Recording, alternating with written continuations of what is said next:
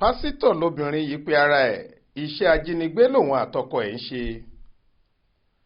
Bó bá jẹ́ lóòótọ́ lobìnrin tí wọ́n pè ní afurasí ọ̀daràn yìí Franca Okuzo jẹ́ òjíṣẹ́ Olúwa àti pásítọ̀ gẹ́gẹ́ bó ṣe máa ń pe ara ẹ̀, kò sọ́gbọ́n tí kò ní rojọ́ gidi níwájú adájọ́ láti ṣàlàyé bó ṣe jẹ́ òun ni ìyàwó ọkùnrin tí wọ́n lóun lólórí ikọ̀ ajínigbé kan, ọ̀gbẹ́ni Celestian Nova Okuso, táwọn ọlọ́pàá fẹ̀sùn kàn pé òun àti ìyàwó rẹ̀ jọ ń ṣiṣẹ́ ajínigbé pẹ̀lú àwọn mẹ́ta míì tọ́wọ́ wọn bà láìpẹ́ yìí.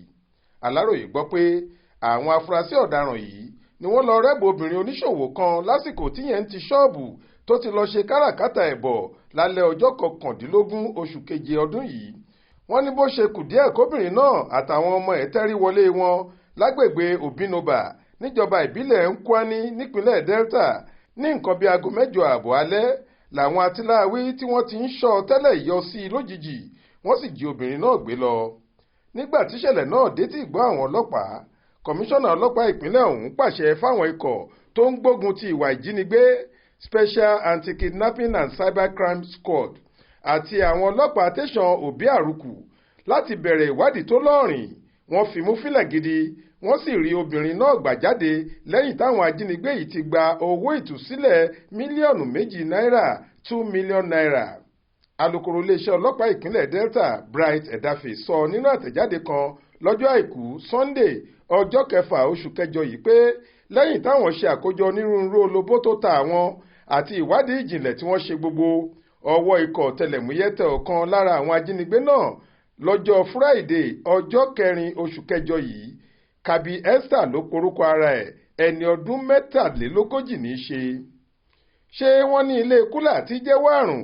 Nígbà tí Kẹ́stà balẹ̀ sákàtà àwọn ọ̀tẹlẹ̀múyẹ́ yìí ló bẹ̀rẹ̀ sí ká bòròbòrò tó sì ń jẹ́wọ́ àwọn yòókù tí wọ́n jọ ń ṣiṣẹ́ burúkú náà. Èyí ló ran àwọn ọlọ́pàá lọ́wọ́ tí wọ́n fi rí afurasí kejì Henry Owojero, ẹni ọdún 42, àti Franca Okuzo, pásítọ̀ àti ìyàwó olórí ajínigbé náà, àmọ́ wọn kò tí ì rí ọkọ rẹ̀ tó jẹ́ ọ̀gá wọn mú. Wọ́n láfàìmọ̀ ní jagunlabi ọ̀hún kò ti na pápá bora. Ìwádìí fìdí ẹ̀ múlẹ̀ pé ilé tọkọtaya ajínigbé yìí ni wọ́n tọ́jú obìnrin oníṣòwò tí wọ́n jí gbé lọ́jọ́sí náà sí fún bí ọ̀sẹ̀ kan gbáko kí wọ́n tó tú sílẹ̀ lẹ́yìn tówó ńlá tẹ̀ wọ́n lọ́wọ́. Ẹ̀dáfì ní gbogbo wọn ni wọ́n ti ń jẹ́wọ́ ẹ̀ṣẹ̀ wọn tí wọ́n sì ń sọ ipa táwọn kó nínú okòòwò ìjínigbé yìí. Ó ní yàtọ̀ sí Celestine tó jẹ́ olórí, wọ́n tún dárúkọ àwọn míì tí wọ́n jọ ń ṣiṣẹ́ apamọ́lẹ́kúnjayé náà. Wọ́n ní ẹnìkan jẹ́ Uche tí wọn ò mọ orúkọ ẹ̀mí, ọ̀kan tún jẹ́ Chinedu Etudo àti Nweke. Wọ́n láwọn táwọn dárúkọ wọ̀nyí wọ́n jọ ń ṣiṣẹ́ ìjínigbé ni.